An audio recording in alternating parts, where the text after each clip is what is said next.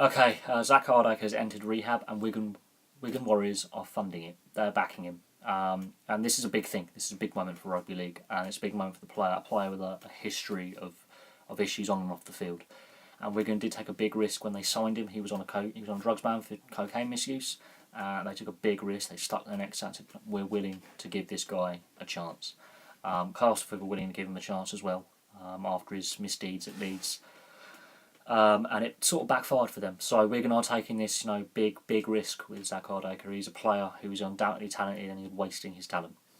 And it could be down to him being poorly advised, but I think it's also down to rugby league having a drink and drugs culture in dressing rooms, because there clearly is an issue here within the sport. The sport needs to reform itself and tackle these issues. And if it can lead the way, other sports may follow. And this is important because, his time at Leeds was marred in controversy off the field and on the field. He's been done for homophobia on the field, assault off the field.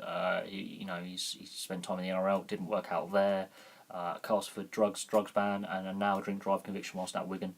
Bearing in mind he's still on that drugs ban for like another month. So Wigan are taking a big risk with a player who has discipline issues and problems. But at the same time, I'm glad they are. But rugby league as a sport needs to look itself in the face and go, we have a problem with misuse of substances, be it legal or illegal. And, there's a big alcohol issue.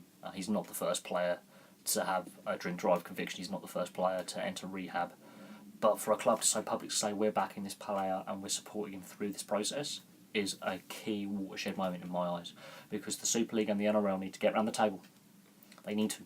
And they need to come up with a uniform policy between both leagues in the code and say, look, we need to tackle these issues far more vigorously than we are through education programs, getting players into that kind of rehab help without them necessarily being suspended or banned by their clubs or by the league, and making it less frightening for them, because I'll tell you now, rehab is not a pleasant place. As someone who's gone through,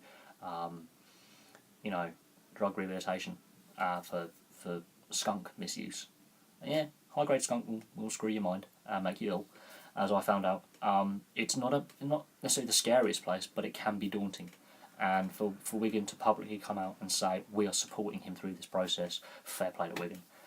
They're taking a big risk on the player, and they've already had their own dramas this year with alcohol misuse with players, with the Tompkins brothers making an absolute arse out of themselves in a local pub in Wigan. So they are taking a positive stand here, saying we will not tolerate this kind of issue to go untalked about. We are going to tackle alcoholism or alcohol misuse within the sport, and tackle it because it's an issue with society. And if Zak Hardaker could be a role model for young kids to say, look, there is a second way, there is a chance, fair play to him. But he enters rehab. He's had a tumultuous couple of seasons, a couple of years, but he was at risk of wasting his career. And rugby league as a sport doesn't have the money that, say, football and the Premier League does, or even rugby union to a certain extent with some of the big contracts out there, or some other high-profile sports around the world. It doesn't have the financial clout that other sports do. So to have a star player like Zak Hardaker, who could bring fans into the turnstiles, into the stadiums, watch on TV, buy products, buy into rugby league, have these kind of issues, is damaging for the sport. But the fact that Wigan are willing to stick their neck out and help him says a lot about the club that he's joined and the culture that they have of giving a chance. And sport can be a redeeming thing. But there we go. Thank you very much for watching. We'll see what happens with Zak Hardaker and how much game time he actually gets with Wigan and how his career progresses. There could be more blips on the road yet, and we'll see what happens. But thank you very much for watching, and I'll have some more videos for you soon. And please like and subscribe while you're at it. See you soon.